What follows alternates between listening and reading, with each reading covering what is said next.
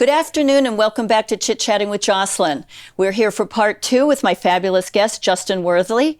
And as you know from the first half, he was a police officer. He has just retired this summer so that he can campaign for sheriff of Carroll County. Yes, I said sheriff, because that is actually a job. It's actually an important job. It's actually the top law enforcement officer of every county in the state of New Hampshire. No, they don't just sit at the courthouse and take prisoners in and out. There's actually a lot more that is involved in that. Plus, over the decades, the actual job description has been shoved into the drawer, ignored, and they've been shoved into the drawer. It's really quite sad that where we are now after the past couple of years, because I don't want to use the C word, because that's not all it was about. There was a power grab. There was an awful lot of money taken from people. There was an awful lot of money thrown around, budgets destroyed, businesses destroyed, lives destroyed, and for what? Truly, for what? For money. All of us were running around, working, taking care of our kids, grocery shopping, doing the laundry. Well, actually, we weren't really driving them to school because they were closed for quite a while. Gee, I wonder what happened to our property taxes during that full year that we really didn't have school and they were teaching from their houses in their pajamas. I am being a little sarcastic. That's an awful lot of property taxes for school by the TV, by Zoom, by whatever you want to call it. So a lot of things have changed. An awful lot of things have changed. There have been absolute tears and rips in families, in churches, in businesses, in communities, in schools, with our police departments. What is a rule? What is a law? What is a mandate?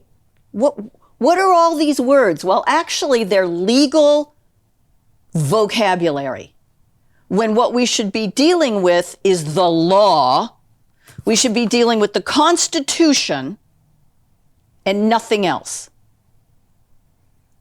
Not what you feel, not what you think, not what the lobbyist tells you, because, oh, by the way, they gave you money for your campaign.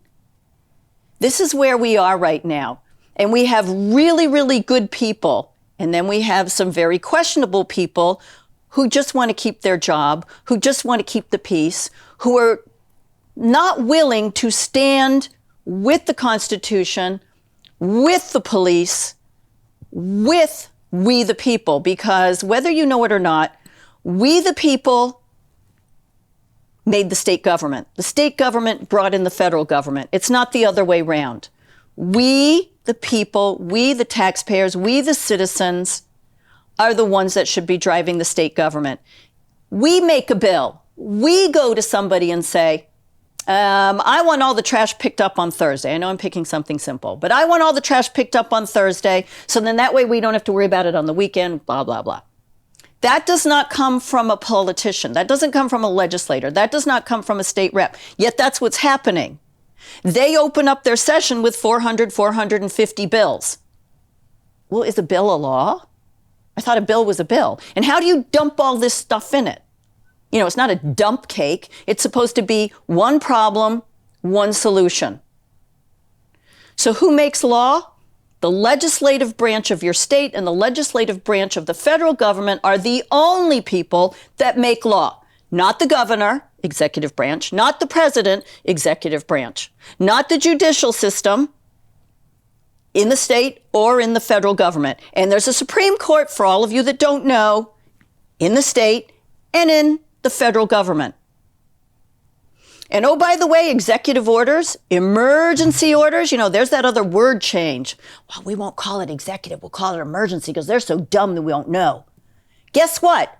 Whatever you want to call it, it only applies to the governor's or the president's immediate administrative employees. It doesn't apply to you and me. Never has, never will. But guess what they've done over the past decade and definitely over the past 3 or 4 years? So on that, now that I've set everything up, I'm going to welcome Justin back again. Thank you again. Oh, you're welcome. So we know you're a police officer. We know that you've retired. Talk to us about how does the Constitution, the New Hampshire Constitution, play into the police officer's job?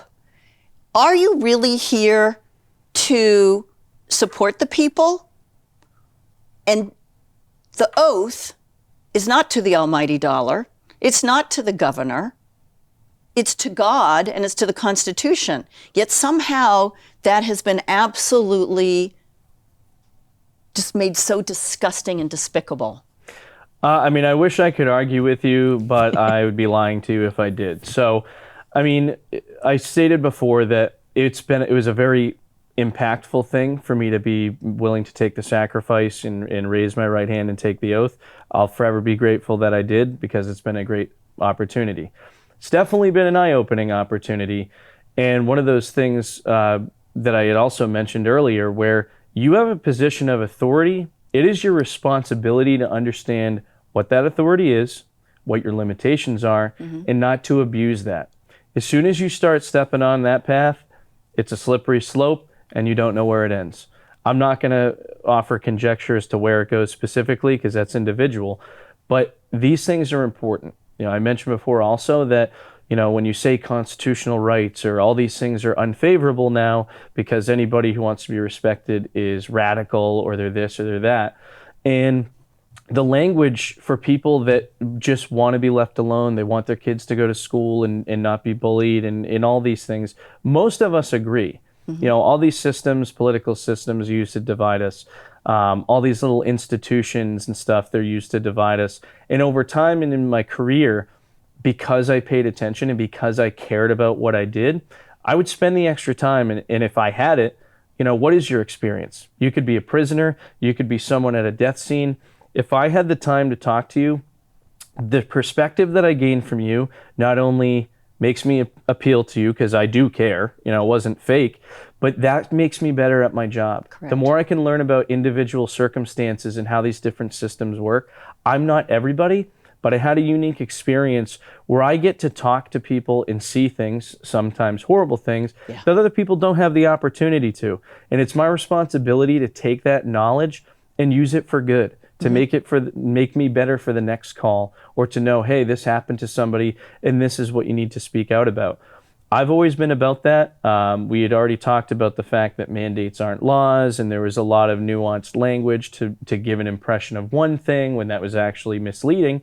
And honestly, there's a lot of common practice things in the law enforcement world in New Hampshire that are constitutionally questionable. You know, the way that our restraining order process works and the way that our domestic violence laws work in common practice, I'm not going to say that they were, you know, put into place maliciously, but the practice of them is they truly are unconstitutional. And do they provide any extra safety? No. You know, I'll use an example of, you know, domestic violence restraining orders. Being someone who's handled thousands of domestics, from the two people that just don't get along and they're in a toxic relationship and they argue, to the person that is in a life-threatening situation. I've seen everything in between, and I don't want anybody to be harmed by anybody. And that's part of the reason that I'm so passionate about this job. But because someone alleges something without a foundation, does that mean we take everyone's constitutional rights for safety? That's where it really spoke to me over this past couple of years, is the safety thing, and everyone has to feel safe. I'm no safer because you took someone else's guns. I mean, the realistic fact is if you want to do harm to someone, you can do it with a spoon. I can go find a gun. I can make a weapon. I can make explosives. I mean, there's all number of things you can do. Knives, the kitchen knife, when I would go on 911 calls and you'd have someone with a questionable, mental status at the time, and, they had talked about weapons, they had talked about knives, you say, hey, where are all your kitchen knives, and go check them, and blah, blah, blah. And that's protocol. It's a fact, and it's things you have to think about. So anything can be a weapon, but you put that knife on the table, unless you pick it up and stab somebody or wave it at somebody, it's not a weapon. The same is for a gun. The same is for a sharpened pencil. How I don't know about you, I'm older than you, but how many times was there some snot-nosed bully child that took the pencil and poked you with it, and you ended up with the lead in your arm? Actually, it did happen. It was graphite. It wasn't Okay. lead. So, but yeah, it happened to me. And that's the thing is I noticed throughout my career because I paid attention and I wanted to be the best that I could possibly be. That's just how I am. Especially in a role that's that important where, you're not working at Kinko's, you're not working at Walmart. My decisions in my job that's day-to-day, maybe rudimentary to me, that can upend your entire life. Correct. That can end your life. That can change your life. And that responsibility is important, as I mentioned before. But all these things that are under the guise of safety, they don't make us any safer. And in a lot of ways, they actually make us less safe, honestly, where, I've seen, unfortunately, despite the fact that domestic violence is a very real thing and it needs to be, that's why law enforcement is here, but one of the bigger reasons, it shouldn't exist, but it's going to exist. And there's a lot of societal reasons and things you can get into, but I've seen that be abused so many times. And they're not holding someone who's perjuring themselves or swearing to false testimony. They're not holding them accountable. No. But at the same time, my hunting license can be taken.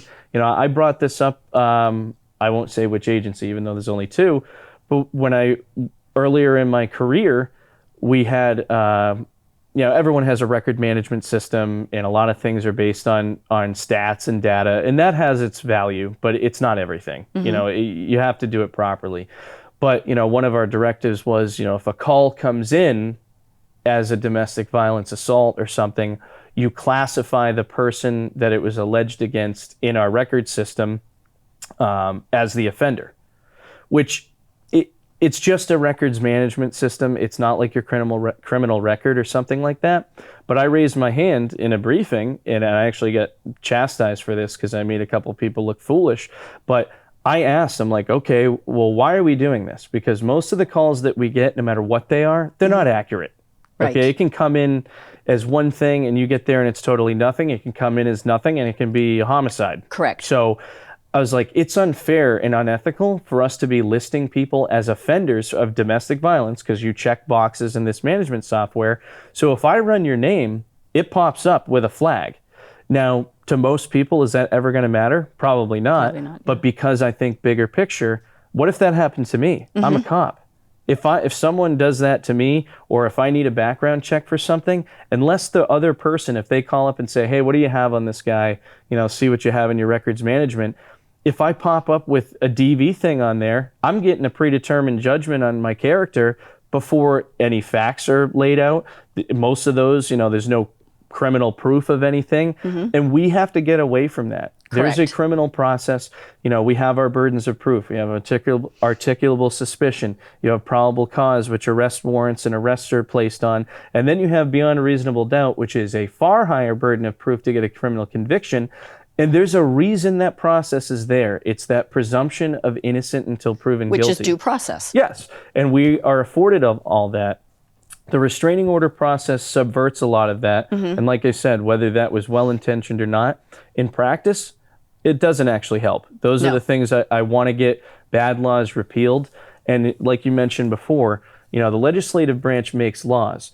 A lot of, during the past couple of years, they're doing anti-this bills or anti-that bills. We don't need laws to correct bad laws. If it's a bad law, we need to repeal it. Yep. Or we need to use the existing laws. One of the things that I was so upset about, especially since it never ended up passing, was, the banning of masks. Okay. I end up being like the mask guy because this is the sticking thing, but it's because everyone can relate to it and because it's so deep. The mask is the tip of the iceberg. Correct. When you look at all the other stuff, you go down some deep, dark holes, and people need to understand that. And that's why I'm so passionate about this one specific topic, because it goes into everything else. Well, it's pretty obvious to everybody. It's up front. It's in your face. No pun intended. Literally. But that was the thing, is we don't need a bill to ban something that's illegal. Correct. There are restraints for the education system where they have limitations as an education department that most people don't even know these things exist. I pointed out to a lot of people. I know that a lot of people tried to use that, because I want to say that the RSA section is restraint, and it says that you can't muzzle or place Correct. on something, Karen anything. Testerman talks about that all the time. So there's that. There's also a gentleman that I worked with in Rochester helped create the law for second-degree assault, which you can be charged with a Class B felony or Class A felony, depending on circumstances, for impeding someone's breathing. That is one of the elements of the crime, and all you have to do is use physical force and impede the person's breathing, and that's a B felony that comes with prison time, but we can make kids wear a mask to go to school when they know they don't help. And half of the underprivileged children that I saw, because I worked in a very blue-collar community, they were wearing masks from a week ago. I know. They're dirty. They're dirty, brown. no mask, the bacteria on them. Yeah. And we all know that the Spanish flu, the people didn't die from the flu, from the jab they got. They died from the masks and the bacteria that were on those masks. That's what killed everybody. Yeah. And here we are, 100 years later, and we're no better off. We're not doing anything different, and we just have powers that be shoving it down our throat, which is why it's so important that our police officers and our sheriffs know the state constitution and know that a mandate is not a law, that a rule and a regulation is not a law, and that this bullying at an extreme level and breaking of laws on we the people is not tolerable. And just saying, you know, like you had said earlier, well, I wouldn't arrest them. Well, that's not good enough. You need to be looking at the person that's pushing you, that business owner or that politician or whatever that said, you have to do this because I said so, because it's a mandate. You need to say, I'm sorry, according to blah, blah, blah, blah, blah, that is illegal, it's unconstitutional, and no, I'm not upholding it, and you need to stop it. Exactly. And it's just, I've said it before, we just need a common sense approach. Everyone wants to live happy lives. We all want to do roughly the same thing, regardless of what you believe in. But that's the point, is we need integrity. You know, I've said before, I love law enforcement. I am extremely proud of this group. And that's why I was so disheartened over the past couple of years, because I have a lot of pride in this. You know, there's a reason Absolutely. I did this. And I can hold my head high on my performance. But as a community, I'm very unimpressed. I'm very disappointed. Well, the other thing that's that we'll touch on, because our time is getting short here. So we also need to be very careful on the process of who we choose, of who you would choose to be a police officer, who you choose to be a sheriff. You know, what is their heart? What is their value? What are their morals? Yes, can they pass the test? What is their knowledge of the Constitution? Yet, we have so many tragedies happening in the law enforcement community. Yeah, I mean, military suicides are up. It's always, you know, one of those things that tugs at your heartstrings that everyone's going to be behind. No one wants, you know, mental illness, which has been totally unchecked in the state, and the approach to that's been borderline criminal. It's a separate conversation. But not everyone can do this job. Correct. And I've worked my entire career being understaffed, underpaid, overworked. And honestly, you know, the best supervision I've had have been some frontline supervisors.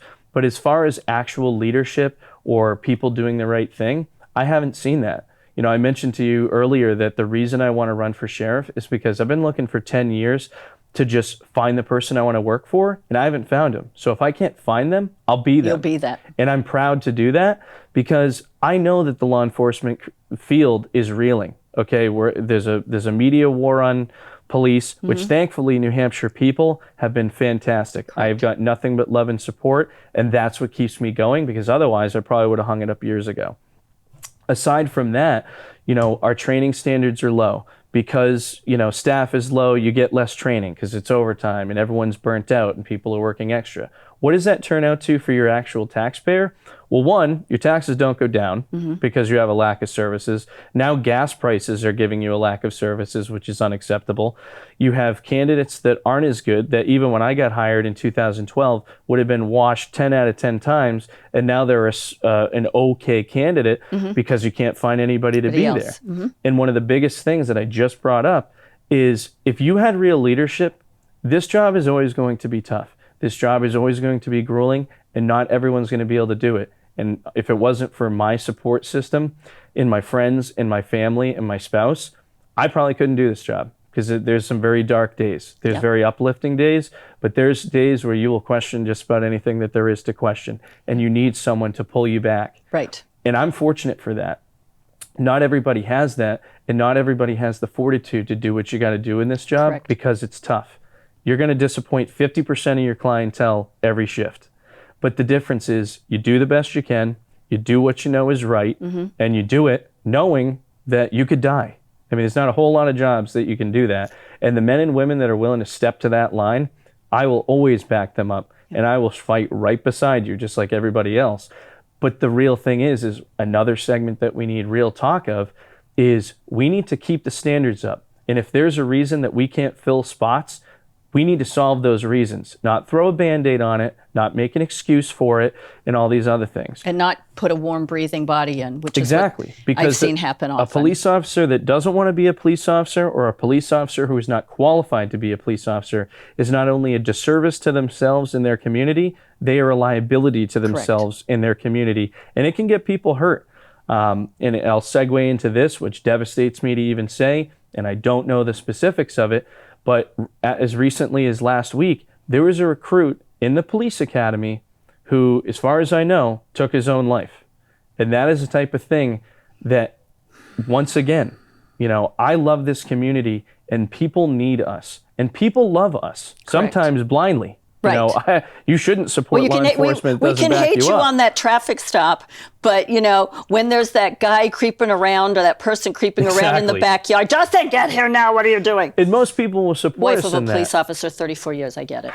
But that's the thing, is that hits me right in my soul. Absolutely. This is a person that I don't know why they thought that. And I don't know why they even thought that was a viable option. And the fact that our society has let this person down, and our law enforcement community has let this person down, it's unacceptable. They shouldn't have been in the position to be there. Once again, I don't know in the the interview. It should have. Yes. We should hope that it should be discovered that there was some questions. Yeah, That's I mean, all. I'm a field training officer. I've had the conversation with trainees that are good people, and they do want to do this job, but you need to have the fortitude and the wherewithal to tell people, or admit to yourself, I want to do this, but I'm not qualified to do this. Yep. And we need, as law enforcement professionals, to have those standards. We don't drop the standard. If we need to fix problems, we fix the problems. Correct. But people rely on us, and they rely on us at their worst. Our crappy days at work, we need to be on our A game all the time. It's almost an impossible position to be in. You go from sitting in a car to maybe running to being in a death-defying situation like that. Yep. And it's a very, very almost insurmountable thing to be thrust into like that. But that is what this job is. Correct. That's what the reality is. And we can pretend all sorts of things, but at the end of the day, what's real is real, and what's fake is fake. And we need to have the integrity to do this correctly, because we did a disservice to this recruit. I feel terrible for their family. I feel terrible for them that they would feel that this was the only answer. And that's unacceptable to me. I mean, the academy teaches you ethics. They try and get you prepared for law enforcement. And like I said previously, training's really important. But at the same time, they were segregating people based on vaccination status. They were masking people, force masking them. And I will just be totally honest, during their opening speech at one of my trainees' academies, they straight up told them, we can't force you to get vaccinated, but you should, because it will, quote, be easier for all of us. Is that an ethical person? No. That is teaching your officers at the same time, which is psychologically damaging, to teach them ethics and to not close ranks and to abide by the Constitution and to stand up for people and be basically the shining light in a dark room. Right. And at the same time, you teach them to be subservient because you're their boss. Those are conflicting statements. Exactly. Should never be uttered anywhere near each other at all. And it just shows again, the almighty dollar. Who did you swear your oath to? And just because you're higher up in the law enforcement world does not mean you don't have to follow the rules. It's not rules for thee and not for me. Well, the beautiful thing that I used to love to say, especially because I have, I've had administration that there'll be 5 people in a meeting to criticize what 3 people did on the street. And that's not okay with me. If you have a gun belt and you got a star on your chest, you're a cop. You can do the same job I did. It's one of the biggest things that I want to restore to the Carroll County Sheriff's Office. And that I've floored people by saying this is like, I want this job to work next to you. Correct. I want to work with you. Yep. I'll be in the rotation. I'll work nights if I have to. I'll be next to you. I'll back you up. I believe in this because there's a reason I'm doing it. But just because I'm more important, because I'm the sheriff or something like that, that doesn't mean I can't do the job. Correct. I should be working with you. I'm no more important than you are. Right. But also the police officers have to look at you as their equal, and their commanders and chiefs must also have the same feeling. There cannot be this discrimination, this dividing. It's the same. You're all there for the same reason. You just have different titles. And they've got to get over this, I'm this, I'm that, I'm this, I'm that. The bottom line is if everybody followed the Constitution, if everybody was a moral, principled human being, we wouldn't have this many issues. So tell everybody, how can they get hold of you? You're running for Carroll County. How can they help you, and how can we spread the word? So to help me is I don't want your money. I just need a little bit of effort. If you live in Carroll County, share my information. You can find me on Facebook, Worthley for Carroll County Sheriff. You can find me on Instagram, Worthley 4, CC Sheriff NH. You can find me on my Telegram channel. Just share the articles, share information, get my name out there. I'm the real deal. I'm willing to prove it to everybody. And the way that I can do that is if you come out on September 13th and I primary the incumbent, I can start getting to work, getting ready to work for January 1st so we can correct some of this stuff, because law enforcement everywhere is just waiting for leadership. I know a ton of people in the middle that would, if they would have had good leadership, wouldn't have done the things they do. I'm ready to deliver that, prove it can be done better for way cheaper. I love it. Thank you so much for coming, Justin, and I'll have you come back, especially after the primary, and let's find out what's going on. And if not, let's get a whole bunch of sheriffs going. Thank you. I hope so. Thank you. Have a great day, everybody. See you next time.